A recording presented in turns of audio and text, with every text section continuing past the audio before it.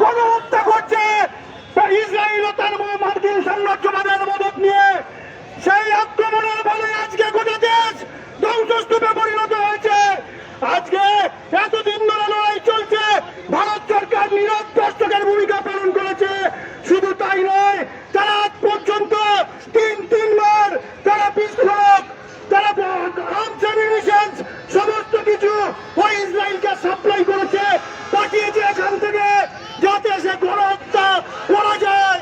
আজকে এই ভূমিকা ভারত সরকারের এবং মার্কিন সাম্রাজ্যবাদ আজকে দেশে দেশে যে হানাদারি চালাচ্ছে, তৃতীয় বিশ্বের দেশগুলিতে তাকে লুটপাট করছে, ধ্বংস করছে, মানুষ মারছে, যুদ্ধ লাগাচ্ছে এবং আজকে যুদ্ধের সামগ্রীর যে বাজার তৈরি করছে, এর বিরুদ্ধে আজকে ভারতবর্ষের সর্বত্র আমরা ছাত্র সংগঠন ডিএসও, যুব সংগঠন ডিওয়াইও এবং মহিলা সংগঠন এআইএমএসএস এর পক্ষ থেকে ভারতবর্ষের সমস্ত ক্যাপিটাল সিটিতে আজকে আমরা বিক্ষোভ দেখাচ্ছি, প্রতিবাদ জানাচ্ছি।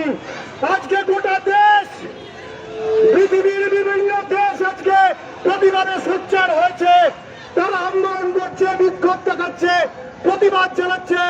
স্কুল কলেজ বন্ধ থাকছে, ইউরোপিয়ান দেশগুলোতে তারা আজকে প্রতিবাদে সোচ্চার হয়েছে। যুদ্ধ অবিলম্বে বন্ধ করতে হবে। যুদ্ধ বন্ধ নিয়ে যে স্বাক্ষর সারা পৃথিবী জুড়ে চলছে, ভারতবর্ষ তাতে সই করেনি, ওই মোদী সরকার সই করেনি। তারা আজকে যুদ্ধ চায়, তারা আজকে জেনোসাইড চায়, গণহত্যা তারা চায়, যেমন তারা গুজরাটে করেছিল, যেমন তারা আজকে ভারতবর্ষের বিভিন্ন প্রান্তে ধর্মকে ভিত্তি করে রাইট করছে। তারা বাস্তবে আজকে গণহত্যার পক্ষে, তারা যুদ্ধের পক্ষে।